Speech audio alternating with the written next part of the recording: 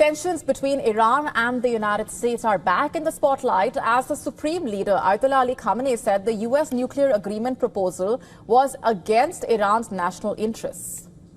Big differences over whether Tehran can continue to enrich uranium remaining a focal point here. Over the past several months, in fact, Iranian and American officials have held multiple rounds of indirect negotiations through intermediaries seeking a fresh nuclear understanding. And these efforts aim to replace the 2015 nuclear agreement that U.S. President Donald Trump pulled out of during his first term in office back in 2018. Iranian officials have said that they had received key elements of a new U.S. offer relayed through Omani mediators. While the full terms remain undisclosed, in a nationally telecast speech, the Iranian Supreme Leader has said that Iran does not need a green light from Washington or any other foreign power to make decisions on its domestic nuclear activities. Independence means not waiting for the green light from America and the likes of America, and not worrying about the red light from America and the likes of America. And on Monday, Trump said his administration will not allow any enrichment. In his speech, Khamenei made it clear that nobody has any authority to dictate Iran's uranium enrichment policies, adding that the issue is strictly a national matter beyond the reach of external influence. Uranium enrichment has become a central sticking point in the negotiations. The Iranian leadership considers it essential for the country's energy and scientific ambitions. In fact, Khamenei said that Iran cannot afford to build nuclear power plants if it lacks the means to produce fuel domestically. U.S. officials reportedly proposed a compromise. And according to the New York Times, the plan would basically allow Iran to continue enriching uranium at limited levels while a broader deal is negotiated to prevent Tehran from acquiring nuclear weapons. The proposal also includes assistance in developing nuclear power plants and potential joint management of enrichment facilities by the regional countries.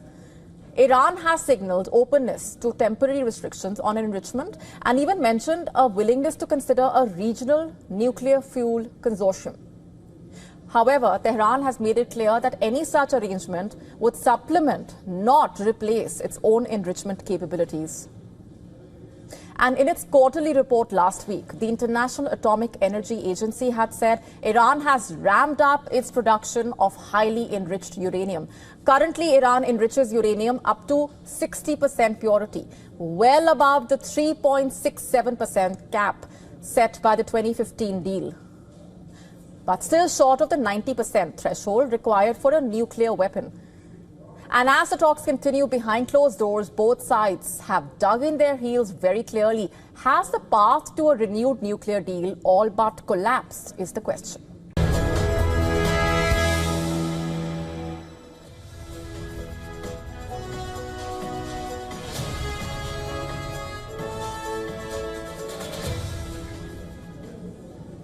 Time now for Gravitas Recall. Today, 36 years ago, China scripted a bloody history when Chinese troops opened fire on its own people in Tiananmen Square, which became the center of massive pro-democracy protests. On the 36th anniversary of the event, the U.S. Secretary of State, Marco Rubio, praised the courage of the Chinese people whose loved ones were killed in the crackdown. He, along with the Taiwan president, have said that the world will never forget the Tiananmen Square massacre.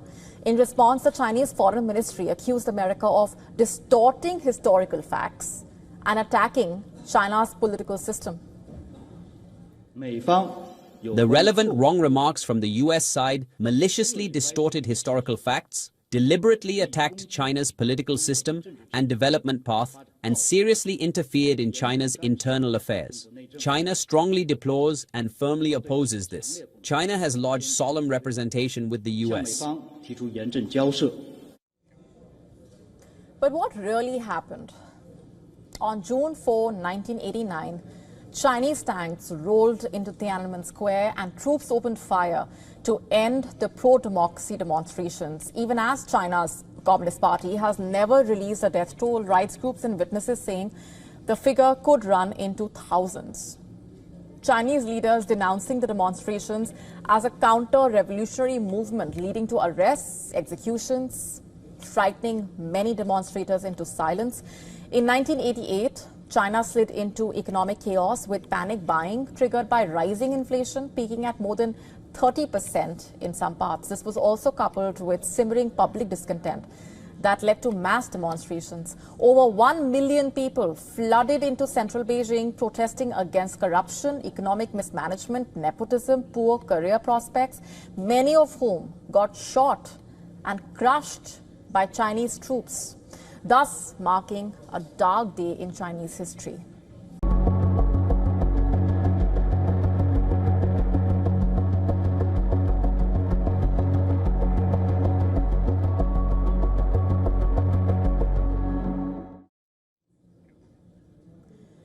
Have you ever wondered what happens when the skies above become unsafe?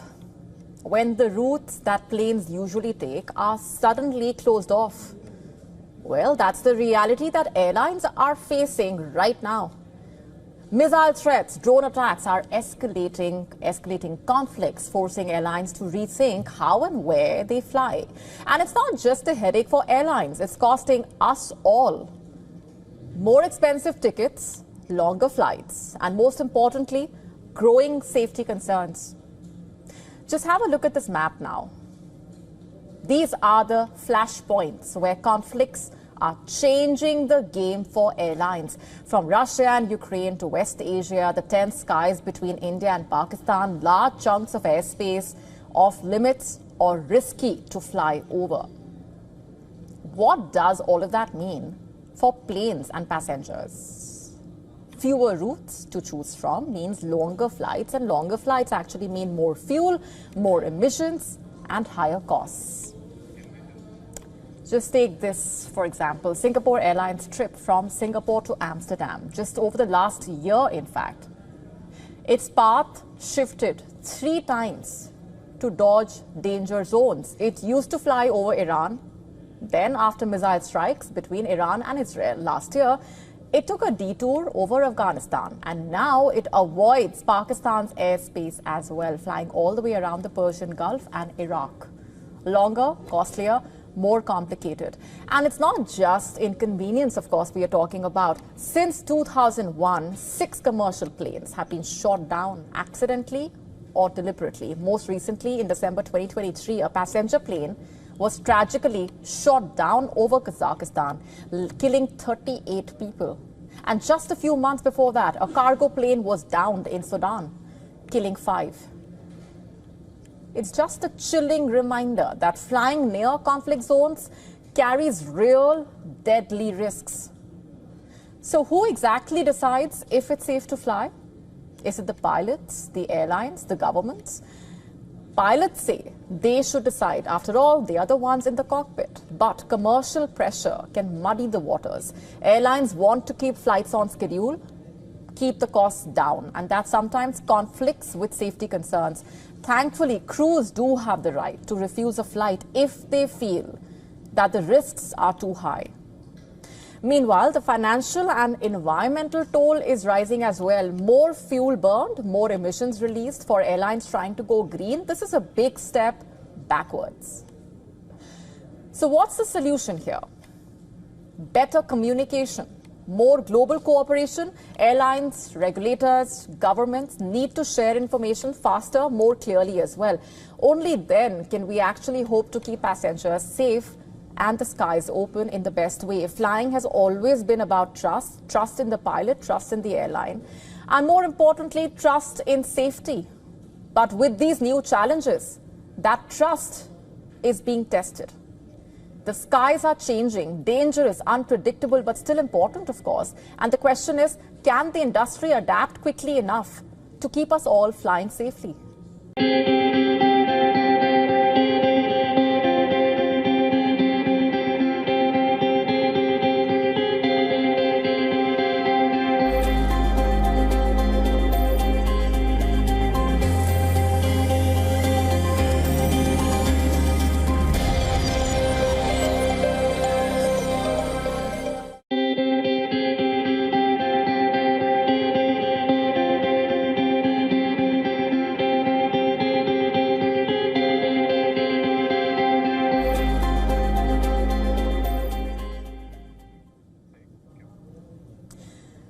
A fungus meant to kill crops is dominating global headlines.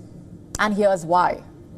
In the United States, 2 Chinese nationals are now facing serious federal charges. And what are they accused of? And how and why is a crop-destroying fungus at the heart of all of this? Let's break it all down for you. FBI Director Kash Patel, in a social media post, has said 2 Chinese nationals, 33-year-old Yunqing Jian and 34-year-old Zunyong Liu, have been charged with conspiracy, smuggling goods into the United States, false statements, and visa fraud. Now, this is about a dangerous fungus called Fusarium graminearum. That's the name of that fungus. In fact, why should this even be a case of such concern? This fungus infects crops like wheat, rice, corn, barley. It causes a disease called Fusarium head blight. In simple terms, it attacks the grain, turning kernels into withered, toxic husks. And that's not all. The fungus produces chemicals that are harmful to humans and animals. It can make people sick. According to the FBI, it causes vomiting, liver damage, reproductive defects in humans and livestock. And how exactly did these 2 individuals come into the picture? What is known so far? U.S. authorities say Liu tried entering the country last July through Detroit. Officers found red plant material in his bag. At first, he claimed he had no idea what it was, but later he admitted that he brought it for research, specifically to study the fungus at a University of Michigan lab, where Jian, his partner, worked. The FBI says both had previously studied the same fungus in China. In fact, Liu had an article on his phone titled "Plant Pathogen Warfare Under Changing Climate Conditions," quote unquote. Text messages between the 2 suggest Jian was already growing the fungus in a university lab even before Liu arrived. But then that raises a bigger question. What exactly is agro-terrorism? And why are U.S. authorities calling this a possible case of it? And was it part of a larger plan? Agro-terrorism is the act of using harmful bugs, diseases, biological agents to attack a country's food supply. It's not just about crops, it's about destabilizing economies and governments by cutting off something every person needs, and that's food.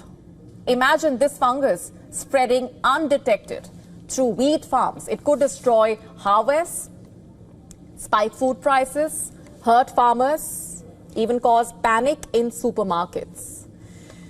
And in a country like the United States, where agriculture is a multi-billion-dollar industry, the damage could be massive. And here's the alarming part of all of this. This type of attack is hard to spot early on, and that's what reportedly makes agro-terrorism so dangerous and effective. Historically, agro-terrorism is not new. During World War II, German forces reportedly tried to sabotage Britain's potato farms using beetles. Even Japan explored the idea of using grain diseases during that time. And in 1984, a cult in America's Oregon poisoned salad bars with salmonella to sway an election, sickening over 750 people.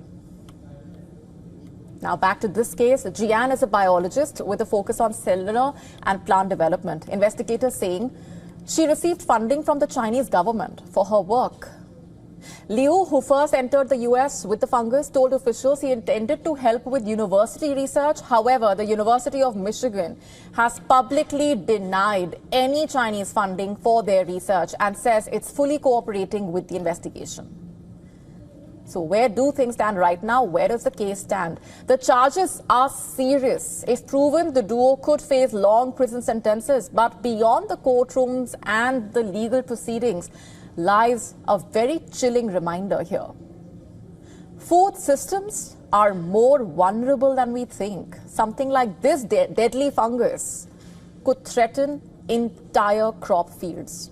Onto something scary that's unfolding miles away but serves as a wake-up call for the entire world. The great white continent is losing its ice. The Antarctica ice sheet, which has the biggest potential for sea level rise, is close to tipping point.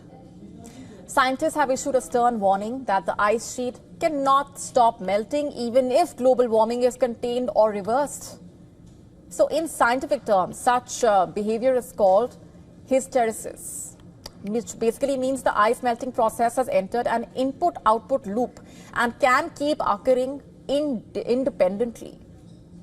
Ice sheets take hundreds, sometimes thousands of years to change, but the scientific community has been observing ice loss for only 40 years, which is too short to completely understand the nature and the speed of the melting. Scientists say if Antarctica loses even a small amount of its ice, there could be serious problems for coastal areas and the global economy. Analysis showing that with as little as 0.25 degrees Celsius rise in ocean temperatures or even zero warming over current levels, the West Antarctic ice sheet will have led to 4-meter sea level rise. Scientists say heating of oceans that surround Antarctica rather than atmospheric warming is responsible for pushing ice sheets into interglacial state. Scientists have emphasized that once the tipping point is crossed, restoring the ice sheets to their current stable condition will be unfeasible. It would need several millennia of temperatures at or below pre-industrial conditions. But there is hope. Urgent action to mitigate climate change may still halt the collapse. The window to act and halt the damage is there, however little.